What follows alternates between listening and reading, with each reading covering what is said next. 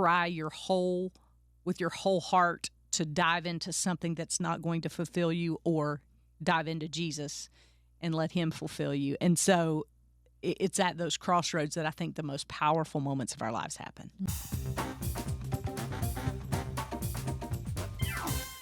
Hello there. You're listening to the Girl Talk Podcast. My name is Carol. I'm Kelly. I'm Tricia. And we're so glad you've joined us today. I'm going to ask you a question. Are you living with abandon or living with abandonment? Here's what I mean by that. Are you living a life that's free in Christ, or are you living a life that is still hanging on to every little thing because you're afraid of being abandoned? I want us to dig into that a little bit today and talk about freedom. Do you feel like you've gone through seasons of your life where you've lived in freedom and then seasons when you've not?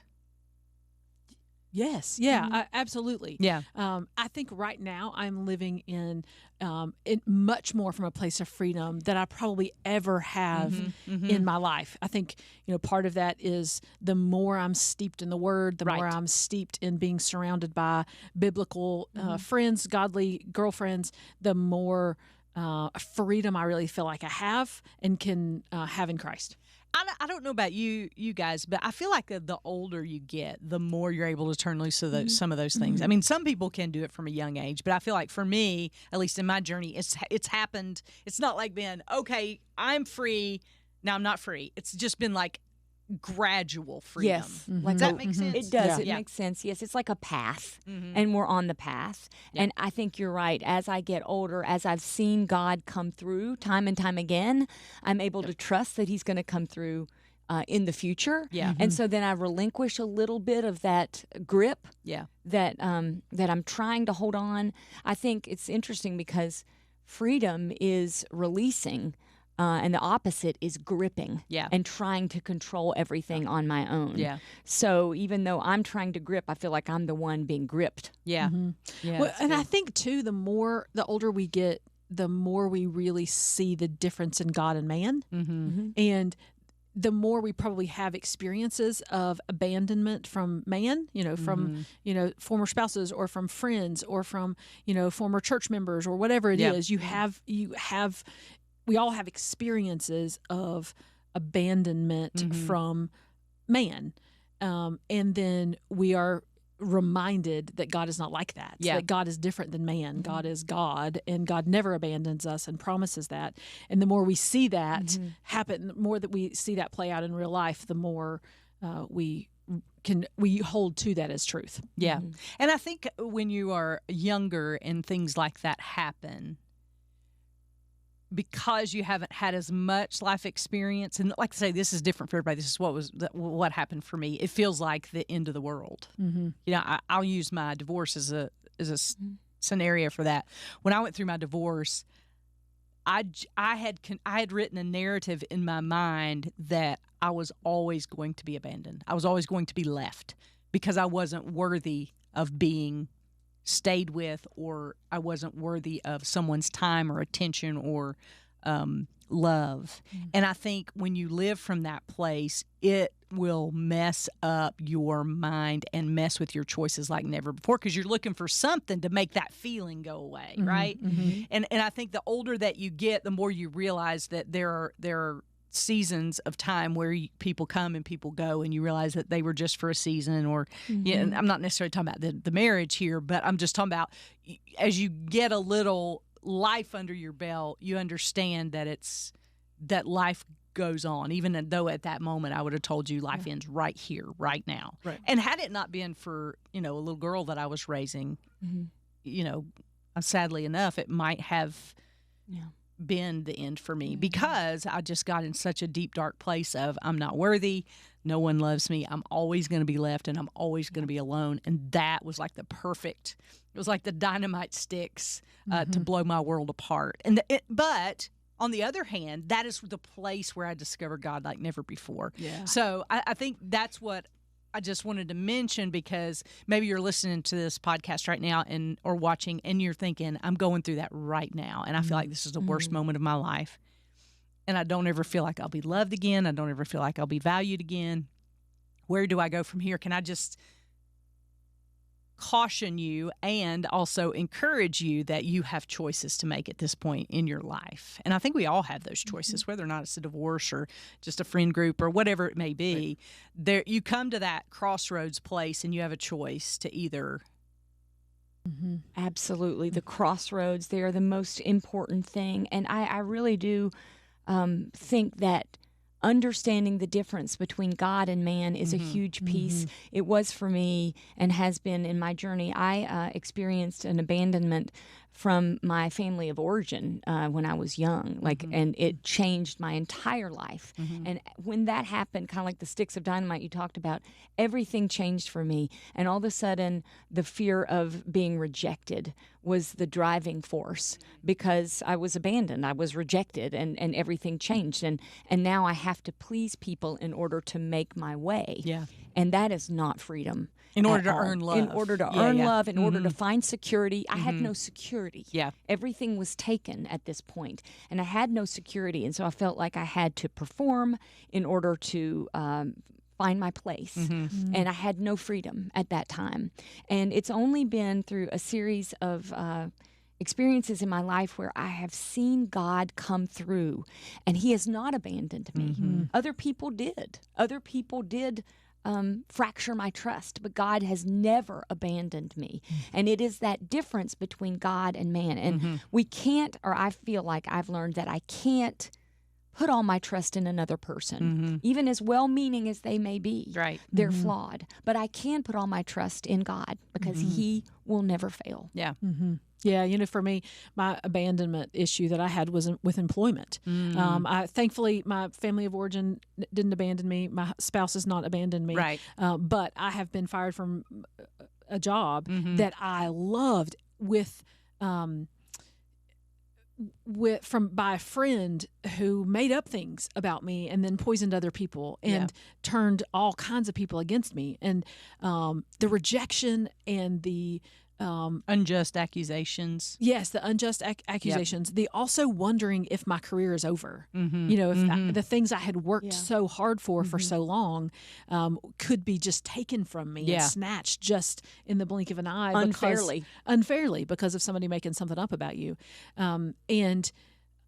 It took a while for me to get past that. It took a while to get over that.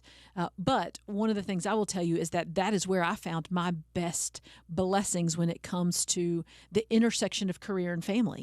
That moment of being fired actually led me into a place where I could both manage having a newborn baby and being a full-time working mom at the exact same time, and feel like I was able to have balance that I would not have had I not been fired. That person gave me blessing upon blessing upon blessing, and they were used by God to make all of that happen. Unbeknownst to them. Unbeknownst to them. Likely. Right, yes. And that's the kind of thing that you see over and over again that reminds you that God will never leave you. Yes. And it's that in whatever your situation is that just reminds you He is different. I want to talk about that just for a minute, because I think for me, no one ever said this to me, and this wasn't something that I think if you asked me this question I would necessarily say, but my street level theology, as I often say, was that I believed this, was that God was just a bigger, better version of man. And so I think sometimes at those crossroads when you're having trouble choosing, it's because you have an inaccurate view of God. God is not just a bigger, better version of us. God is holy. He is so much more than we could ever be. And when we pull him down to human level, now he did walk the earth in human form. His name was Jesus, and he died on the cross for our sins. But I think for a long time, my street level theology was that God's just a big human who's waiting to squash me like a bug because I did something wrong. And I think part of my journey of learning to live in freedom was that I had to really know and understand and study about who God was. Because I think when you get that right, everything else kind of falls into place. Like everything else kind of gets in line, you know? And for me, that was one of those big moments where the turning point for me was this is I either believe all this with all my heart, which that Jesus died for my sins and has made a way for me, or I don't. It's the biggest lie I've ever believed, and that's really where you find yourself. That's the spiritual fork in the road, and you have to decide which way you're going to go. But I believe that a lot of that freedom comes from knowing who God is, and through knowing who God is, then puts me in proper place. Not as the whole world revolves around me, but I'm this little itty-bitty person on the face of the earth that God cared enough about to redeem through his son Jesus. It was nothing that I did or brought to the table. And so I think that whole perspective for me was really important, because when you live with abandonment especially, you get on this treadmill of trying and striving to earn love, and what will I do, and how can I serve this person, or what can I do to manipulate the circumstance? But when you learn about who God is, it helps you to clearly see who you are and your place in the world. Does that make sense? It makes perfect sense. And to me, it speaks of security, because I know when my experience with abandonment is I had no security. And so always looking for someone or something to give me the security that I needed. But we find the security, just exactly what you're saying, when we know more about God. Because the more we know about God, the more we see we can trust him. And because we know of his goodness, because we know of his love, we know of his power, we know of, and he's not just a better version of us. He's completely separate and other and beyond faithful. And he has a good plan for us. And when we know that, I mean, when we really know that, not just kind of I kind of know that, but when we know that in our hearts and our mind, then we can trust that he's got a good plan for us. Yeah. And it's going to be his plan. Yeah. It's not always going to be our plan. And the crossroads also comes when it's his plan versus my plan. Right. And when I know more about him, like you're saying, of his goodness, of his power, of his all-knowingness, then I can trust that his plan will ultimately be for my good. Yeah. Well, and the one thing about his all-knowingness is that none of this surprised him. So whatever abandonment issue that we're going through, he is not surprised. Yeah. He knew it was going to come. He knew how we were going to react to it and how we would feel. And he also has put all kinds of things in place to support us already. Yeah. He's been working out the details of all of this long before we were ever even formed in our mother's womb, that he knew what was going to happen. And so if we really trust that, then we can know that regardless of what circumstance we go through, God's got it. Yeah. God is in control and he can handle it. But he's also, because he's all-knowing, he also knows us intimately. Yeah. So he can work all the things out that's unique to Kelly, unique to Tricia, unique to Carol, unique to our listener, differently than he would work it out for anybody else. It's so beautiful. Yeah. Beautiful. As we were preparing for this episode, I saw Toby Mack had a post on his, I think it was a Facebook page, might have been Instagram, but it said, "You worry a lot for somebody who serves a God who never fails." And I was like, now wait a minute, Toby, now you're meddling, right? But it is so true. That's so good. Do we really believe that God will never leave us or forsake us? I think we would all answer yes to that question, yet there again, with our street level theology, it doesn't always our lives don't always bear that out. Yeah. And so the next question is, what do you think your life would look like if you truly trusted God in every area of your life? I had an interesting thing to speak on that. Just recently, I was on a trip, an international trip, and we had to get in an airplane, which, I hate airplanes, but this isn't really about that particular piece, other than the fact that when you sit down in an airplane and you are not a pilot, you're not wanting to go break into the cockpit and take over the control of the plane. Likely, because you don't know how to fly the plane. Yeah. You don't know how the controls work. You don't know what's coming up. I wouldn't know what to do. As I sat in the airplane right before we were about to take off, I was thinking about that. I was like, I'm just putting complete and total trust in the pilot. There's literally nothing that I can do right now. And there was this moment of almost relaxation that took over. Wow. I was like, that's okay. So I don't have to strive. I don't have to worry. I'm just going to trust that this pilot knows what he's doing or she's doing, and they're going to get us up in the air and they're going to take us safely where we're going. And I think it's kind of like that. We try to think we want to control, but we don't know what's coming up. Right. But that moment of surrendering because we trust the greater power, which is God and Jesus, can yield wonderful peace. That's so good. Yeah. I love that. I just love how God used that moment really to bring you into right perspective of Him. And it makes me think about all the ways I like to learn. I like to learn all kinds of things.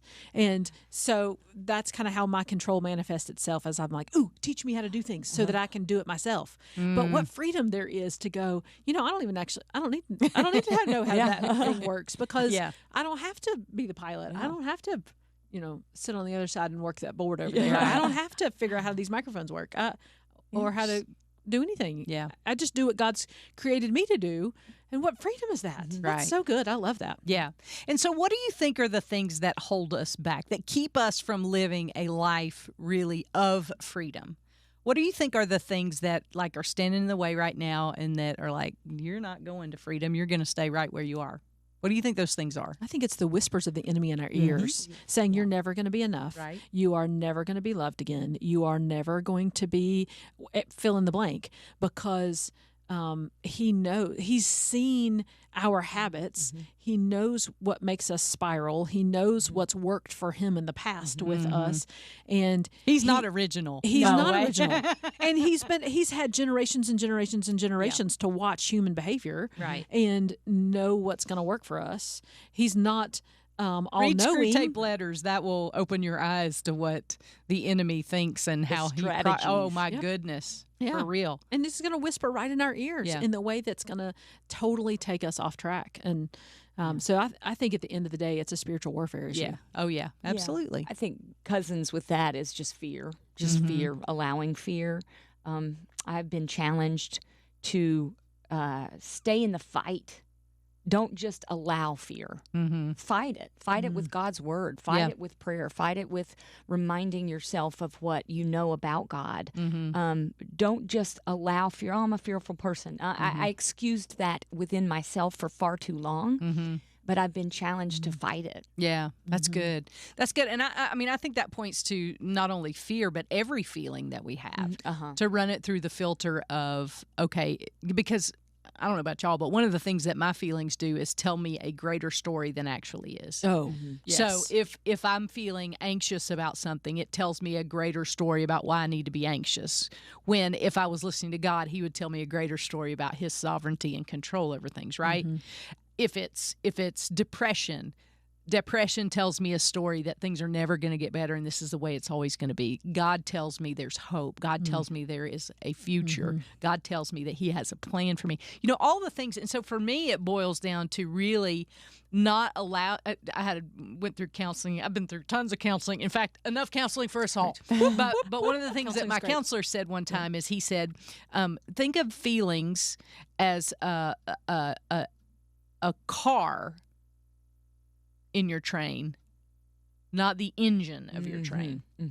Because you can let your feelings drive the train and it will take you right off the edge. It's called the crazy train. And you will crash and burn. It's so true. Right. But think of your feelings as a car on the train and God as the conductor and the engine to your train. And like I said, I said this earlier, when you put God, when you understand, and I'm not saying understand that I don't mean when you understand all of God, because none of us will ever understand all of God. In fact, when we become believers, we kind of give up our right to understand. Proverbs says that, trust in the Lord with all your heart and lean not on your own understanding. It is limited. It is finite. It is not infinite. And so our understanding is going to be limited. But when you get to know the God of the Bible, all of those things kind of take their seat. And all of those things kind of sit down. Does it mean they're always going to keep their seat? No, they're going to try. They're going to battle back, just like you were talking. They're going to try to be that engine again, right, and take first place and lead you off the tracks. But the important thing is you continue to know God and grow in your relationship with Him and get to know who He is. Then all those things kind of fall in place. And I think that's the one thing I want to leave you with, because I understand. I've been in plenty of situations in my life where it looked pretty impossible, and I wondered, is this it? Is this all there is? And God has shown up in those places and shown me the hope and the future. And did I always want to see it? No. Sometimes I wanted to waller. That's what we say here in the South. You just want to waller in it. Yeah. But other times it's been, a friend taking my hand and helping me understand this is what you're going through is today. And so we want to be that friend for you today and to tell you there is hope and there is a future, and that by getting to know God better, we feel like that is the if there was a magic key to unlock this darkness that you feel like you're kind of steeped in, this fear of being left, this abandonment, there is freedom in knowing who God is and allowing Him to inform who you are. And we want that for you. In fact, that's why this podcast exists. So I'm going to give you a number here. It's 81891. If you're listening to this podcast and you've never experienced a relationship with Jesus and you would like to, text the word Jesus to 81891. Here's what's going to happen. We're going to send you a resource called Steps to Peace with God, and it's going to walk you through how you can start your relationship with Jesus today. There's somebody there that you can engage with that can answer questions that might be specific to your situation. So just text the word Jesus to 81891. Also, if you need prayer, we would love the opportunity to pray for you. There's a couple of ways that you can get in touch. You can text the word prayer to 81891. That's just the word prayer to 81891. We'll hit you back with a link. You can fill in the details, but you don't necessarily have to. You tell us what you're comfortable telling us, and know that our team meets every weekday morning at 10 o'clock to pray specifically for you. It is our desire for you to live in the freedom that Christ has paid for us. And we don't want you to live another day in bondage. And so get in touch. Let us know how we can serve you, because that's what this podcast is all about. So if you want to get in touch, you can also email us, girltalk@thelightfm.org. Check in on the Facebook pages. Just however you choose to get in touch would be wonderful. If you would like this podcast and leave us a little comment, then that would help more people know, not about the Girl Talk podcast, but so they can know Jesus, because that's the point. That's why we show up here every day. And we're so glad you've joined us, and we're going to save you a seat next time we gather around these microphones for the next Girl Talk podcast.